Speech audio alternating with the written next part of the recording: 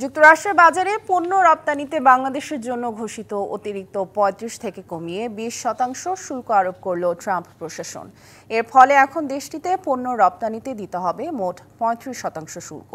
রপ্তানিকারকরা বলছেন, প্রতিযোগী দেশ ভিয়েতনাম, ভারত, পাকিস্তান ও শ্রীলঙ্কার শুল্ক কাছাকাছি হওয়ায় উদ্বেগের তেমন কিছু নেই। আলোচনার মাধ্যমে শুল্ক কমিয়ে আনা গুরুত্বপূর্ণ কূটনৈতিক বিজয় হিসেবে দেখছেন প্রধান উপদেষ্টাও। তবে বিশ্লেষকরা মনে করেন, চুক্তির সব শর্ত এখন প্রকাশ করা উচিত। যুক্তরাষ্ট্রের বাজারে পণ্য রপ্তানিতে আগে থেকেই ১৫% শুল্ক দিতে হতো বাংলাদেশের পোশাক শিল্পকে। এর সঙ্গে ট্রাম্প প্রশাসন যুক্ত করল আরও ২০% বাড়তি শুল্ক। বাংলাদেশের প্রতিযোগী দেশ ভিয়েতনাম ও শ্রীলঙ্কার জন্য বাড়তি শুল্ক ২০%, পাকিস্তান ১৯ আর ভারতের শুল্ক ২৫% নির্ধারণ করেছেন মার্কিন প্রেসিডেন্ট ডোনাল্ড ট্রাম্প। রপ্তানিকারকরা মনে করেন, বাড়তি এ শুল্ক দিয়ে মার্কিন বাজারে টিকে থাকতে পারবে বাংলাদেশ। এতে গিয়ে আমরা খুব একটা অসুবিধা হবে বলে মনে করছি না। এটা কৃতিত্ব বাণিজ্য উপদেষ্টা মহোদয়কে দিব এবং সাথে তার টিমকে দিব। আবারও আমি সতর্ক করব আমাদের রপ্তানিকারকদেরকে। শিয়া বাটার ও ভিটামিন ই সমৃদ্ধ লিলি হালাল বিউটি সোপ, তারুণ্যময় উজ্জ্বল ত্বকের জন্য।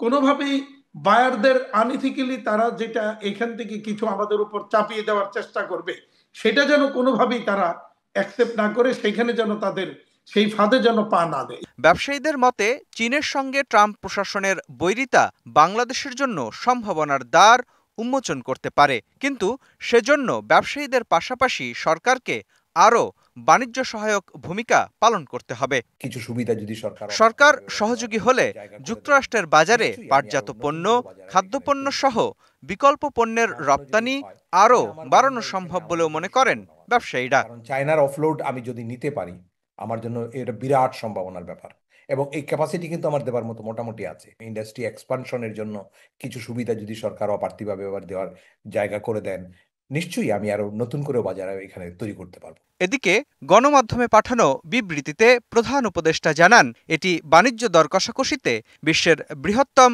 ভোক্তা বাজারে বাংলাদেশের কূটনৈতিক বিজয়।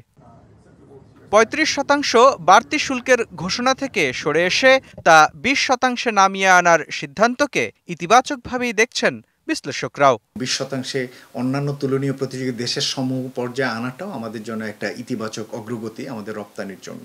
এই শুল্ক কাঠামোর ফলে আমাদের অর্ডার বৃদ্ধি পাবে, কেননা চীন থেকেও সম্ভবত অর্ডারও রিলোকেট করবে, এমনকি বিনিয়োগও রিলোকেট করবে বিভিন্ন দেশে।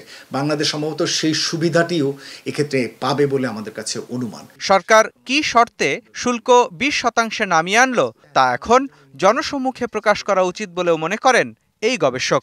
পূর্ণাঙ্গ শুল্কের বিষয়টি এখনো পরিষ্কার নয়। মুস্তাফা মাহবুব, ডিবিসি নিউজ, ঢাকা।